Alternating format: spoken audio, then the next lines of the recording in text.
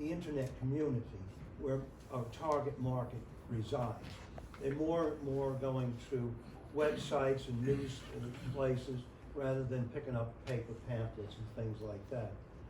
2 new initiatives came out, one to get a good, accurate inventory of our short-term rentals, and another is to have a publicity agent that will get us articles on these various websites that our target market frequents. As you all know, tourism has been through the roof. We had an excellent year again, each year exceeding our expectations. And I just feel that since they're such a big part of tourism and tourism promotion, you have to grant some credit at least to that TPA for doing a good job. So I'm fully endorsing reassigning TPA to the Chamber of Commerce. In light of this decision, I do have some comments to make. First and foremost, I want to make sure everyone understands the important role of the Tourism Promotion Agency in Delaware County. Delaware County's economy is diversified and includes agriculture, natural resource development, industry, retail, and of course, tourism. Restrictions imposed on development to protect the New York City watershed makes traditional industrial development in nearly half of this county more challenging, giving tourism an even greater role in the county for revenue, jobs, and small business opportunities. The IDA and economic development have made substantial investments in tourism-based businesses in recent years that has resulted in a measurable growth in the value tourism plays in our local economy.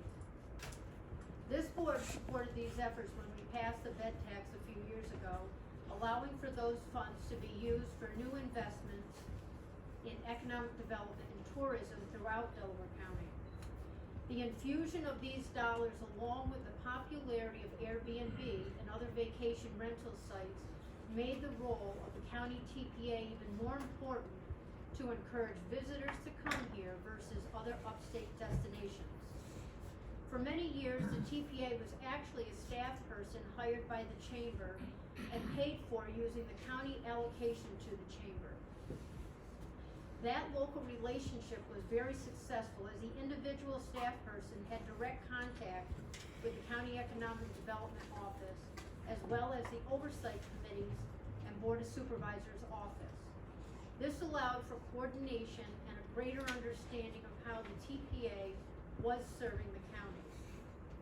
However, under the current chamber administration, that direct contact has waned and the relationship between the chamber and the county has deteriorated. The county leaders have seen less cooperation from chamber administration and little has been willingly shared about how county dollars are being expended.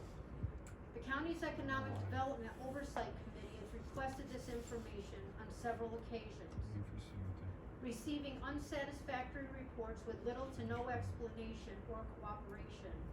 This ultimately prompted the committee to authorize an audit of the chamber programs and books, which has recently been completed.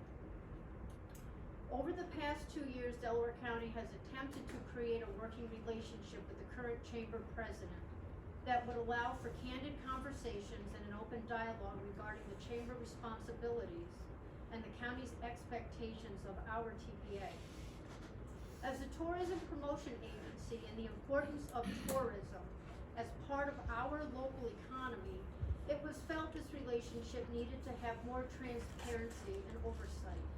Unfortunately, this was met with defensiveness and defiance from the president, who has on several occasions used his position to make disparaging remarks about the county and the county government to the public. It goes without saying I am deeply disappointed by the response we have received from Chamber President, especially in light of our attempts to correct the issues and address our concerns. It is my opinion the damage done is irreparable and the relationship we once shared is no longer effective. I hope as we move forward with a new TPA, we can continue to see new investments in tourism throughout the county.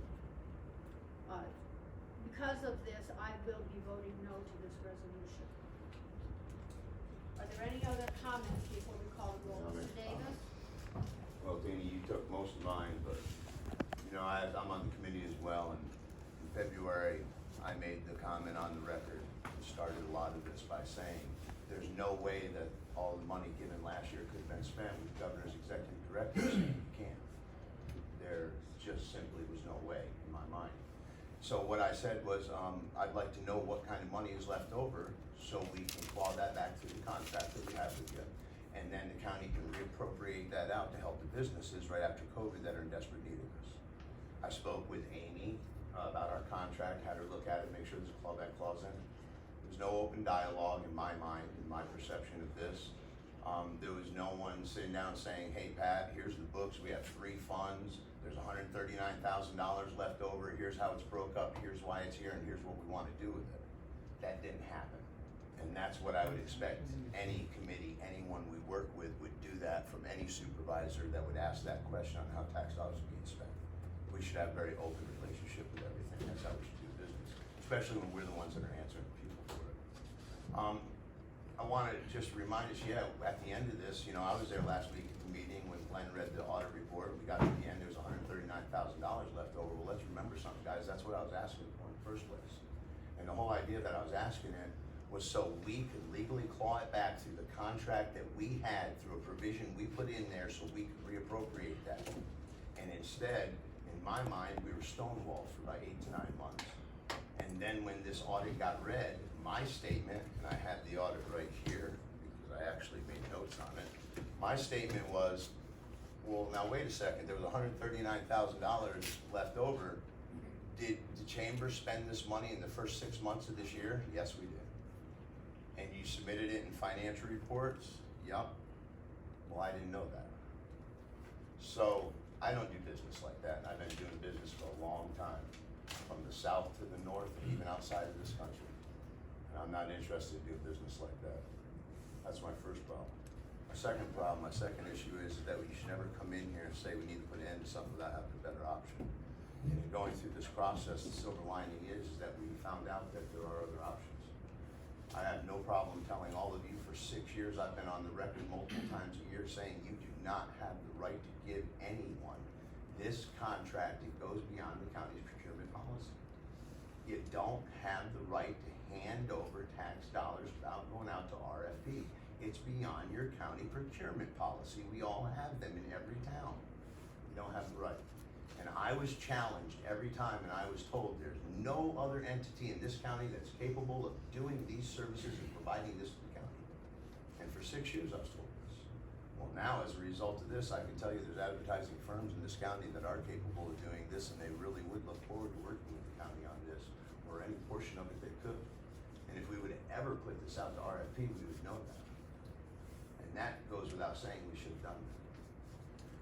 That's my other reason. The third one is mine and mine alone. And this is just mine, you take it for what it is. I've been supervisor for 6 years. In the last 2 elections, the chairman of the Delaware County Chamber Board of Directors has run against me unseated. And now in this past election, the secretary of the chamber has run against Joe Cita and won't unseat him. And I guess there's not a problem with the Delaware County Chamber being a political recruiting agency to unseat sitting supervisors, but I can tell you that you better not ask me to support it if that's what you're gonna do. And I don't think it's a problem them doing it, I think it's a problem us being in contract with them. That's what I think the problem is. So there are my 3 reasons why I will vote no on this resolution and my feelings on it. Thank you for allowing me to speak. Any other comments? I do have a comment. I've talked to Economic Development and IDA, and they're in favor of this. As far as Pasquarello and Lillian running against you and setup, that would happen before this term. That was nothing new on this term. And I talked to Bud last night because there was a letter floating around that there was a business not too happy about it, and he supports this, even though he's not here today and his vote won't count. So I support it, and that's where I sit. To me, Economic Development and IDA support it wholeheartedly.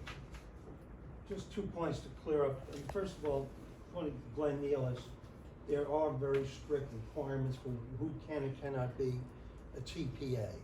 And according to Glenn's research, the two options are Chamber of Commerce or the Economic Development Office itself. And that would be the backup. The Economic Development Agency will take on the role of TPA.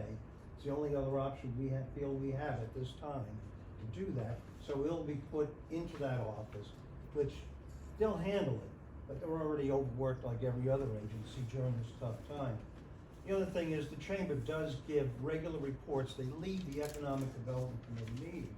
And if you're there for most of the meetings, you not only get the reports, but you have an opportunity to question the reports.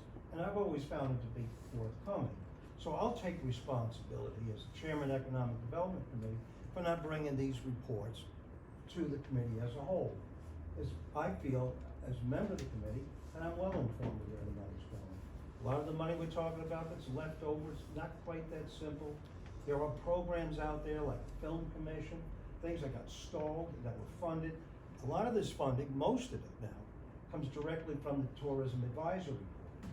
So it is county collected taxes, but it goes through a different stream now. We ultimately approve it here, but it's the Tourism Advisory Board and came up with these various programs. And they're all excellent programs, and they're all working. So we're getting a bang for our buck, and it's showing in the numbers. So, I mean, if you want to put this on to economic development, okay, we got enough to do, but we're willing to handle it. We'll carry it. Mr. Seta? Yes, I just, based on some of the negative comments made at certain events brought to my attention by elected officials at the state level, I've lost confidence in the way that organization has been managed over the last couple of years, so I'm not in favor of this at all. Mr. Eisel? Yeah, so the chair mentioned the disparaging comments that was in the press that I have a real issue with the executive director or president, whatever he is, when he circulated a letter supporting this cannabis law. I don't like the way it was handled. It's in the chamber, his executive committee voted on that. I believe it's a 15-member committee. I think it should have went to the entire membership because I don't think it's something the chamber should be involved in or supporting. Don't want these lounges around our county. However, I can see this happening, but it just burned me that he would take a position like that for the sake of business, the business alone. That it was just wrong, and I'll be voting no on this. I'm new on the committee, and I was happy to see the results of the audit that the committee asked for. And in the meantime, in the past week or 10 days, I've gotten numerous emails, phone calls, messages sent to me to support the chamber. Okay, please call the roll. Malag, No. Merrill, No. Valente, Yes. Tuthill, Axtell, No. Taggart, No. Marshfield, Yes. Vernal, No. Isel, No. Haynes, No. Scott, No. Ellis, No. Davis, No. Hinckley, No. Kosher, Yes. Layton, No. No. Seta, Mr. President, thank you for your service. Okay, we have two non-resolved. I'll waive Rule 10 without objection.